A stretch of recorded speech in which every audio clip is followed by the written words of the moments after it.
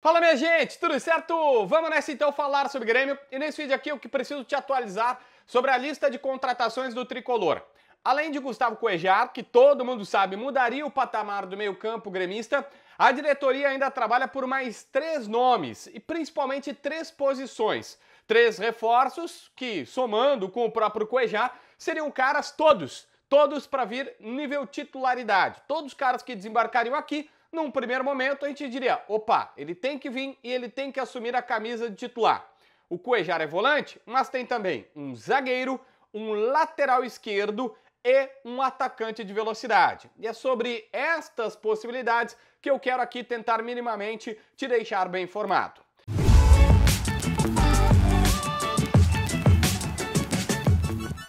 Gente, vamos lá. Cuéllar e mais 3 caras. Começando pelo zagueiro, que é a mais difícil. Ninguém sabe ainda qual vai ser o zagueiro tentado ou fechado pela diretoria gremista. É certo que eles estão em negociação com algum, mas assim, todos os nomes que vazaram até agora já não vem mais.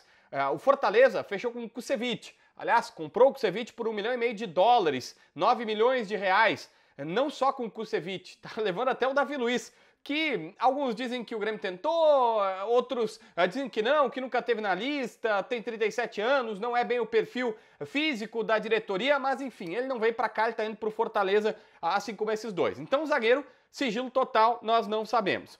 O lateral esquerdo dificilmente será o Marlon do Cruzeiro. Presta atenção no que eu estou falando, dificilmente será o Marlon do Cruzeiro. A negociação não teve uma segunda proposta gremista, os valores colocados na mesa pelo Grêmio são considerados muito baixos pelo Cruzeiro, a ponto de dirigentes lá dizerem o seguinte, olha, o Grêmio está trabalhando abaixo do que o mercado brasileiro está trabalhando, como se, olha, eles estão dando uma proposta que o mercado brasileiro já está muito mais acima, muito mais superior e tudo mais. Então hoje, dificilmente será o Marlon, a não ser que melhore muito. Eu não tenho os valores aqui, mas se fala o seguinte, olha, o Grêmio está trabalhando aí com 2 milhões de euros e eles querem 5, 6, sabe? Tipo, é quase o triplo do que se está pedindo, do que está se oferecendo. Não trata esses números como absolutos, como verdade absoluta, mas é o que a gente ouve de mercado. Então, mais ou menos para tu ter uma noção, uma referência.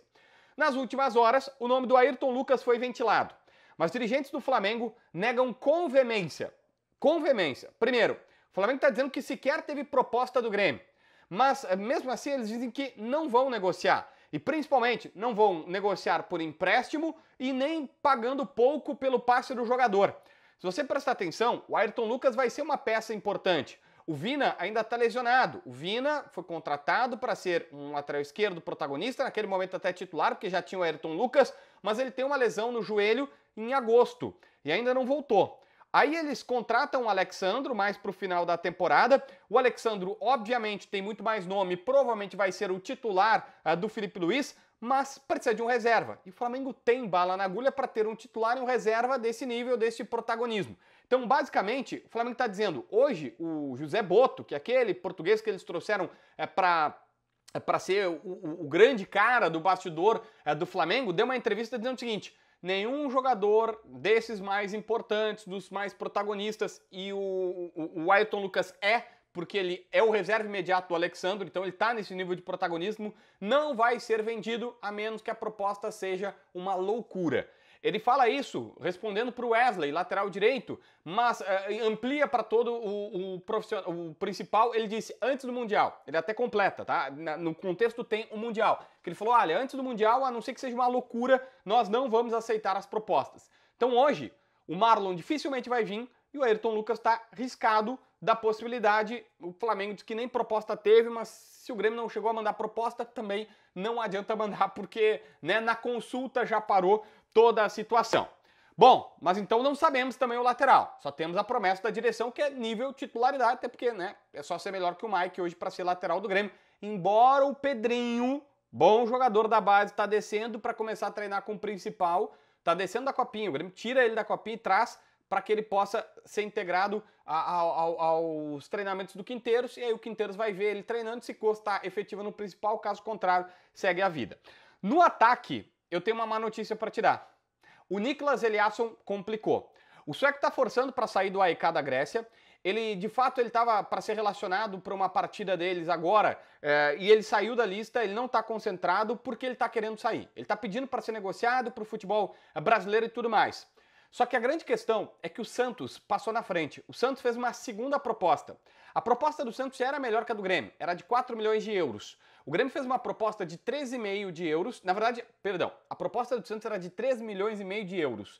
O Grêmio fez uma proposta de 500 mil de empréstimo com cláusula obrigatória de compra daqui a um ano, mais 3 milhões e meio de euros. Ou seja, o Grêmio era 4 milhões de euros, mas era um parceladinho, vamos dizer assim, diferente. E tentava ganhar nisso.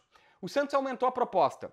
E o Santos aumentou a proposta para um valor bem mais perto do que eles estão pedindo. Eu não posso te dizer aqui exatamente qual é o valor, até porque eu não quero errar. Mas me disseram o seguinte, olha, eles estavam pedindo 8 para fechar por 6.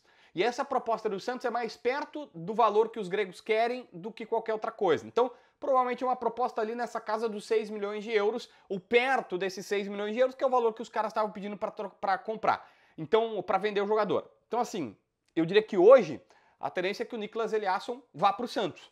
A não ser que ele tenha um poder de convencimento maravilhoso. Porque o empresário dele está dizendo categoricamente, o empresário dele não faz questão de esconder para a imprensa, para qualquer lugar, dizendo, olha, ele quer o Grêmio. Entre Santos e Grêmio, ele prefere o Grêmio.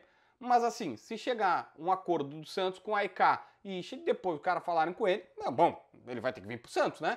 Mas enfim, a não ser que o jogador tenha um poder de convencimento gigantesco, que ele bata o pé e que ele diga assim, cara, pro Santos eu não vou, se quiser me vender é pro Grêmio, aí o Grêmio tá na frente. Mas hoje, esse é o cenário e ele é bem pessimista. Já falei aqui, mas só para refrisar, o Sebastião Villa, ex-Boca, provavelmente vai pro Talheres, estavam tendo reuniões lá para isso. O Grêmio fez uma proposta perto de 3 milhões de dólares para comprá-lo a pedido do Quinteiros e o presidente lá do Rivadavia, ele acabou negando e tal, achou pouco. O Grêmio disse que a contraproposta que eles fizeram é tipo valor exorbitantemente alto, então não tem negócio.